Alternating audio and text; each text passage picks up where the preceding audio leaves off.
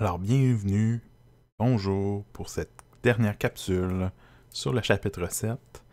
Donc, la capsule qui nous reste à voir, c'est les réactions d'oxydoréduction.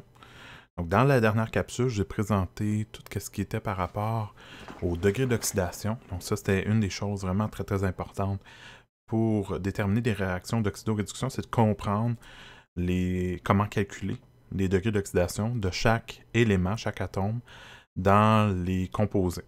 Donc, que ce soit une molécule ou un ion.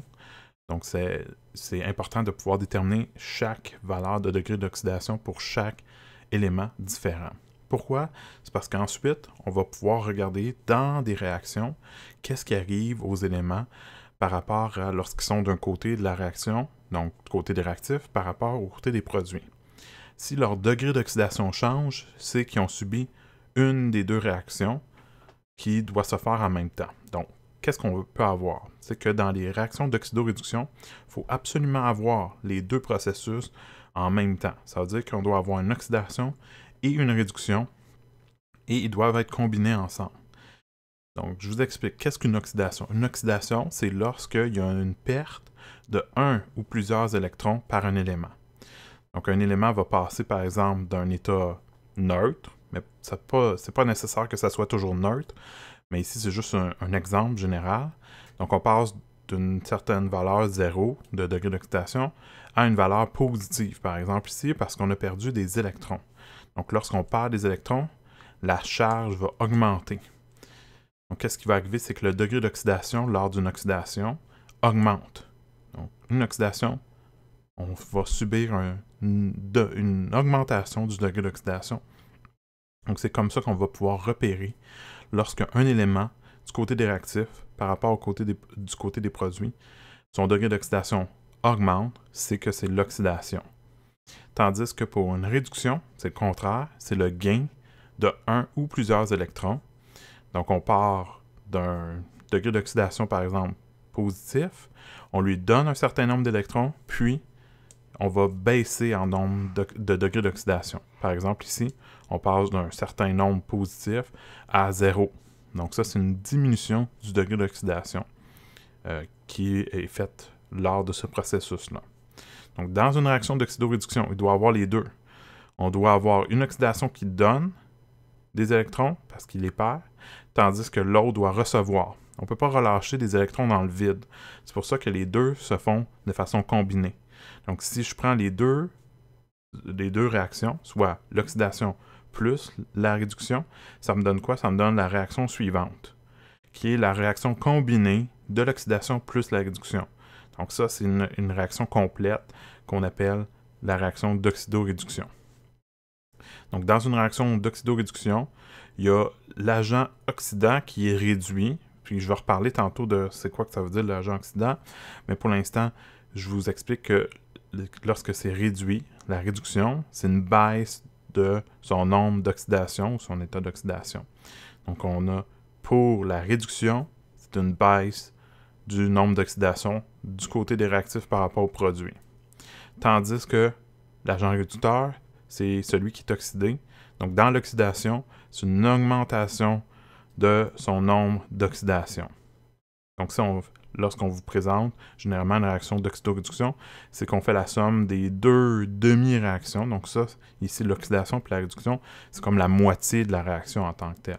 Donc, si on les combine, on fait la somme, on obtient l'équation globale d'oxydoréduction qui est celle présentée ici en bas. Donc, dans cette équation-là, qu'est-ce qu'on voit? C'est que le A, c'est le réducteur. Il est oxydé. Donc, le A, c'est ce qu'on appelle l'agent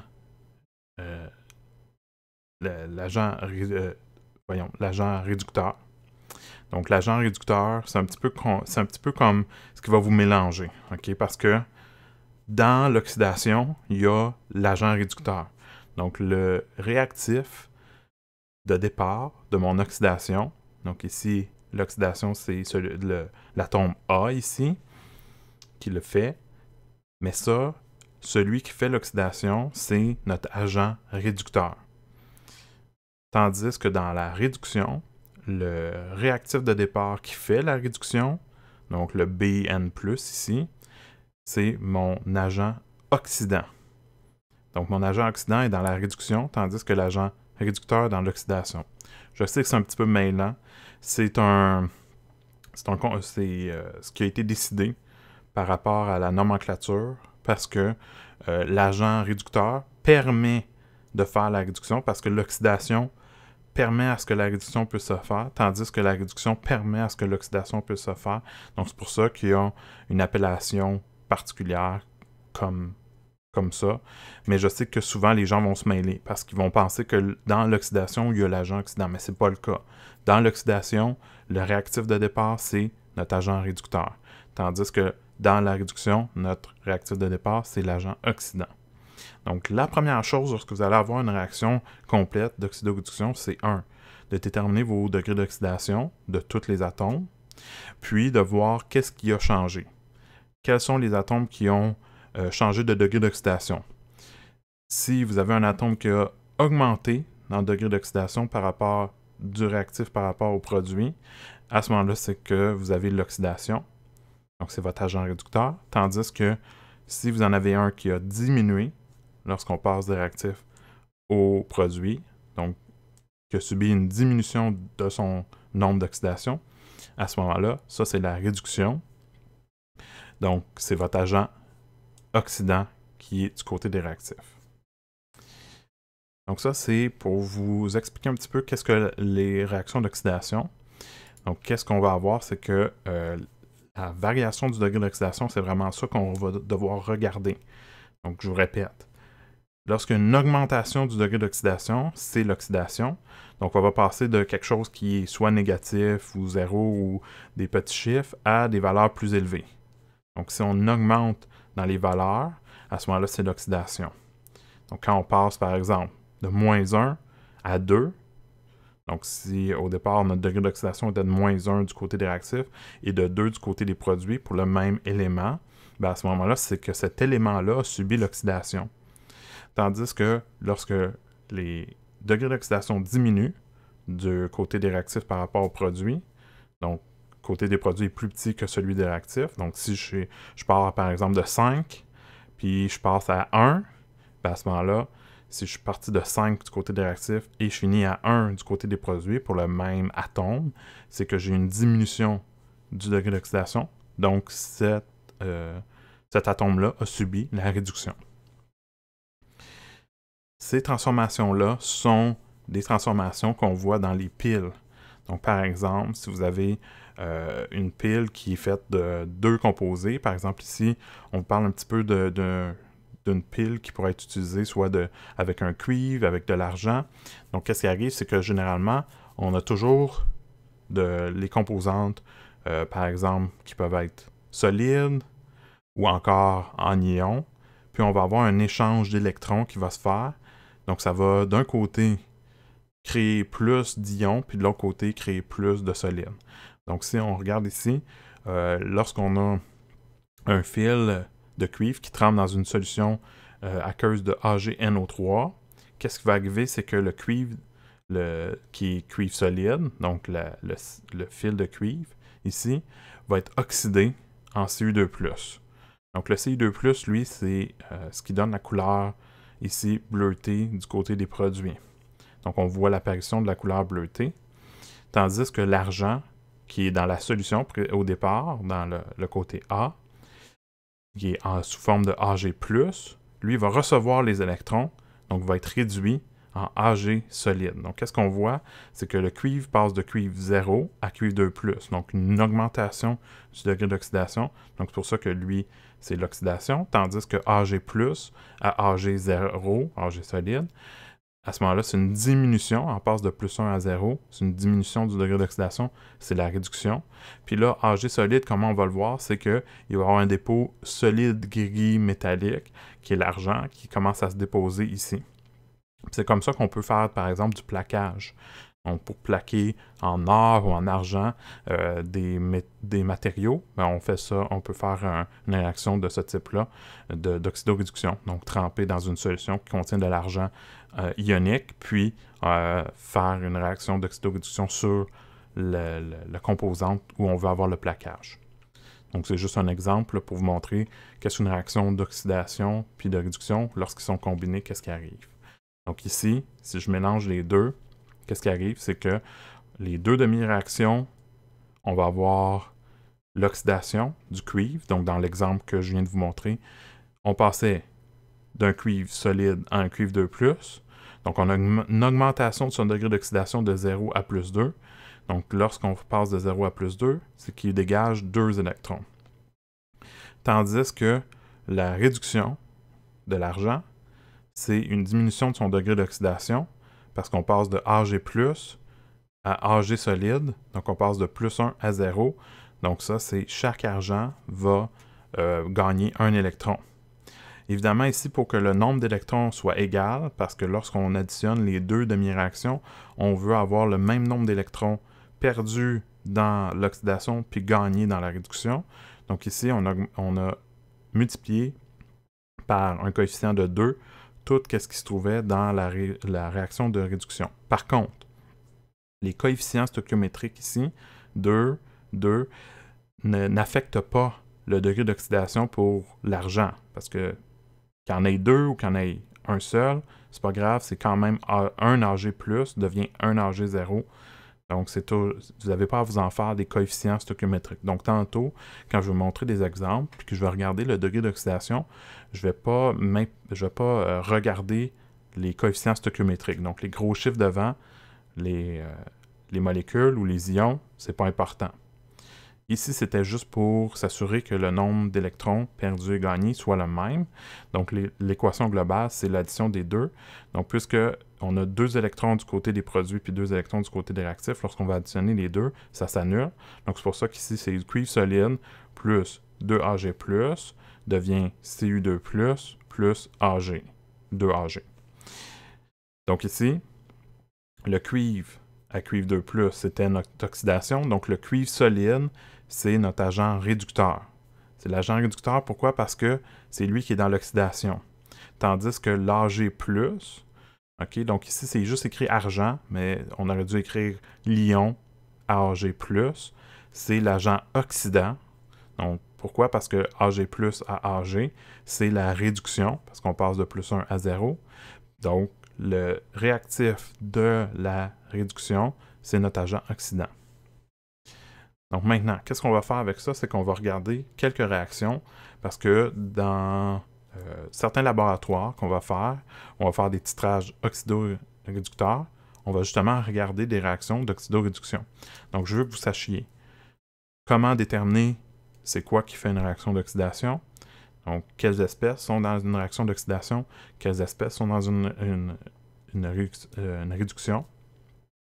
Donc, déterminer c'est quoi qui fait l'oxydation, c'est quoi qui fait la réduction, puis déterminer lequel est l'agent oxydant, lequel est l'agent réducteur. Donc, je vous rappelle, l'agent oxydant, c'est le réactif de la réduction, tandis que l'agent réducteur, c'est le réactif de l'oxydation. Donc, c'est le contraire de qu'est-ce que le terme veut dire. Okay? Donc, il faut se rappeler de ça, parce que c'est assez facile de se mêler. Donc, je vais vous montrer comment faire ça avec les 3 réactions qui sont ici. Donc, je vais vous expliquer en détail comment faire pour déterminer les réactions d'oxydation et de réduction. Puis par la suite, vous allez pouvoir pratiquer avec d'autres exercices. Alors, moi, je vais vous montrer les réponses pour les 3 problèmes. Si jamais vous voulez essayer un des 3 problèmes ou les 3, c'est libre à vous pour essayer de voir si vous voulez tenter de répondre. La première chose que je vais faire, c'est déterminer le degré d'oxydation de tous les atomes qui sont présentés ici. Donc, par exemple, je veux savoir c'est quoi le degré d'oxydation d'un iode, un sodium, un soufre, un oxygène. Puis après ça, je vais faire la même chose pour le côté des produits. Un iode ici, un sodium là, un soufre là, un oxygène là, un sodium là. Puis, je vais regarder qu'est-ce qui change du côté des réactifs par rapport au côté des produits. Puis, ça va pouvoir me donner une idée de qu'est-ce qui a augmenté en degré d'oxydation et qu'est-ce qui a diminué en degré d'oxydation pour savoir lequel est l'oxydation, lequel est la réduction. Puis, par la suite, vu que je vais avoir déterminé lequel est l'oxydation, lequel est la réduction, je vais pouvoir déterminer lequel est l'agent réducteur, lequel est l'agent oxydant. Donc, si vous voulez vous lancer, vous pouvez le faire. Sinon, je vous montre comment faire maintenant. Alors, pour le A que j'ai ici, je vais essayer de faire un zoom un petit peu plus. Quoique là, ça commence à couper un petit peu. Je vais dézoomer un petit peu plus. À peu près comme ça. Oups, pas sur le bon. Donc ici. Alors, qu'est-ce qu'on a pour le A? Donc pour le A, je pars avec le I2 plus 2Na2S2O3. Le 2 qui est ici devant m'importe pas. Okay? Ça n'a pas d'importance pour les degrés d'oxydation. Je vais faire comme s'il n'était pas là. Même chose ici, le 2I-, c'est pas grave le 2. Ensuite, plus... ah oui, c'est effectivement là ici. Dans votre... non, c'est ça. Excusez-moi, il y a un problème par rapport à ce que j'avais fait. Excusez, je vais juste vérifier quelque chose. Parce que je sais qu'il y avait un Na2. Donc ça change un peu mon résultat. Je vais juste le changer. Alors me revoilà. J'ai mis à pause la vidéo parce que je voulais corriger la petite erreur que j'avais faite. Donc voici avec l'erreur corrigée. Donc qu'est-ce que j'ai fait, c'est que j'ai déterminé. Donc j'ai remis le Na2, j'avais oublié de l'indiquer, donc ça changeait ma réponse. Donc ici, Na2, S4O6 plus 2Na+. Donc qu'est-ce que je vais faire, c'est que je détermine le degré d'oxydation de chaque atome. Donc ici, pour le I2, vu que vous avez 2 I, puis que le total doit donner 0, donc est neutre, donc ça veut dire que le degré d'oxydation pour un iode, c'est de 0. Parce que c'est lorsque l'atome est seul avec lui-même, c'est ça qui arrive. Ensuite, dans le Na2S2O3, il y a deux atomes que vous faites déjà savoir qu'est-ce que c'est. Donc, le sodium, c'est toujours plus 1, et l'oxygène est généralement toujours moins 2, sauf dans les peroxydes, mais ce n'est pas un peroxyde ici. Donc, le seul qu'on ne connaît pas, c'est le soufre.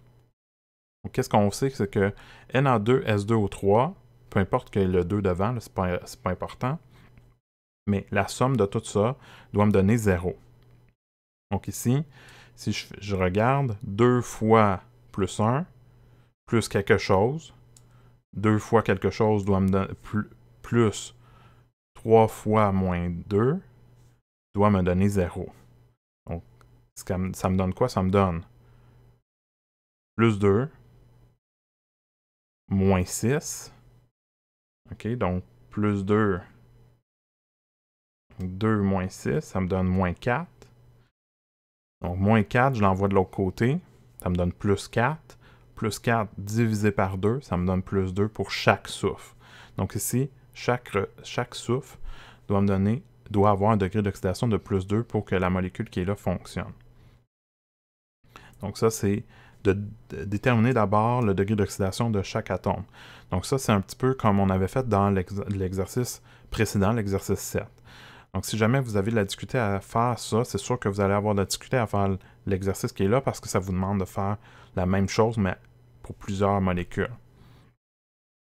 Du côté des produits, I-, c'est assez simple, c'est moins 1, il y a juste un iode, donc cet iode-là doit être moins 1. Ensuite, Na2S4O6, c'est un petit peu plus complexe. Pourquoi? Parce que vous avez chaque sodium doit être plus 1, chaque oxygène est moins 2, ça n'a pas changé. Par contre, lorsqu'on fait le total, donc vous avez 2 fois plus 1, vous avez 6 fois moins 2, ça nous doit donner 0. Donc, 2 fois plus 1, ça me donne plus 2. 6 fois moins 2, ça me donne moins 12. Donc, 2 moins 12, ça me donne 10. Moins 10. Moins 10, je l'envoie de l'autre côté, il devient plus 10. Mais là, ça, c'est pour 4 soufres. Donc, j'ai plus 10 pour 4 soufres. Donc, je divise par 4 des deux côtés. Ça me donne plus 2,5. Donc, ça me donne une fraction. Ça arrive de temps en temps, c'est un peu plus rare, mais on voit quand même qu'il y a un changement de plus 2 à plus 2,5. Le dernier, le sodium, ben, c'est assez simple, hein? C'est un sodium plus 1, donc c'est plus 1. Même si j'en ai 2, c'est pas grave. Ce qui est important, c'est chaque sodium.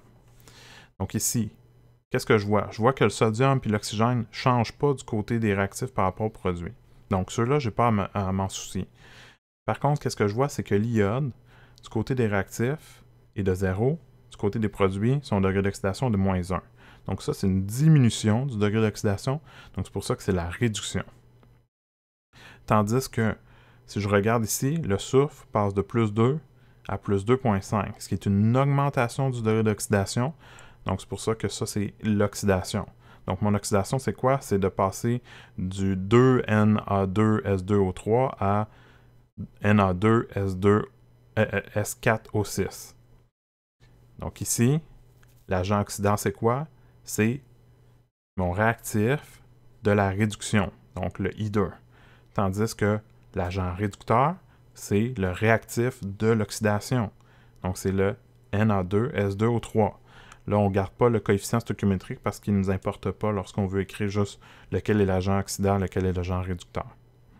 Donc ça, c'est un exemple pour vous donner une idée de qu'est-ce que vous devrez calculer normalement pour pouvoir déterminer lequel est la réduction, lequel est l'oxydation. Si maintenant je passe au B. Le B est peut-être un petit peu plus simple. Pourquoi? Parce qu'il y a plus de petits atomes, plus petites molécules, puis il y a beaucoup d'ions aussi déjà, qui sont déjà déterminés selon leur charge. Fait que c'est un petit peu plus facile pour déterminer les degrés d'oxydation. Oui, il y a plus de choses, mais c'est pas plus compliqué parce qu'il y en a plus. Donc ici, si je regarde le B, j'ai Na+, plus ClO-, plus 2I-, plus 2H+, devient Na+, plus Cl-, plus I2, plus H2O. Évidemment, dans les réactions d'oxydoréduction, on va déjà avoir balancé parce que c'est un petit peu plus complexe pour balancer ces types de réactions-là. Normalement, je le montre pour les gens qui sont en sciences dans leur deuxième cours du DEC, mais pour vous, c'est pas quelque chose qu'on va mettre l'accent. On va déjà tout balancer. Donc ici, ce qu'on veut regarder, c'est les degrés d'oxydation de chaque atome du côté des réactifs par rapport à leur degré d'oxydation du côté des produits. Donc, Na+, le sodium est plus 1. Du côté de ClO-, donc ici j'ai une petite erreur encore une fois, le Cl-, on va avoir un total de moins 1. L'oxygène est à moins 2, donc le Cl doit être à plus 1. Ça, c'est degré d'oxydation. J'avais fait rapidement, puis j'avais une erreur là, lorsque je l'ai fait très très rapidement tantôt. Mais quand je le calcule, il faut que je m'assure que mon total de plus 1 plus moins 2 me donne moins 1 au total. Donc, c'est pour ça que c'est plus 1 pour le chlore. Le moins 2, c'est celui de l'oxygène parce que c'est selon les règles qu'on a vues dans la capsule précédente. Pour le 2I-, le 2 n'est pas important. C'est juste le I- qui est important. Donc, I- c'est moins 1 pour l'iode. Pour le H+, même chose ici. On ne se préoccupe pas du 2 devant. C'est un coefficient stoichiométrique. On n'a pas besoin pour le degré d'oxydation. On regarde juste c'est quoi la charge. Donc, c'est plus 1. Donc, le H est plus 1. Ici, du côté des produits, un peu la même chose. Sodium n'a pas changé, c'est plus 1. Cl-, donc moins 1. Il y a juste le Cl, il est moins 1. I2, comme on l'a vu précédemment dans l'autre équation, quand vous avez deux fois le même atome lié à lui-même, c'est 0 comme degré d'oxydation. Puis dans H2O, ben le H, c'est selon les règles plus 1, puis l'oxygène, moins 2.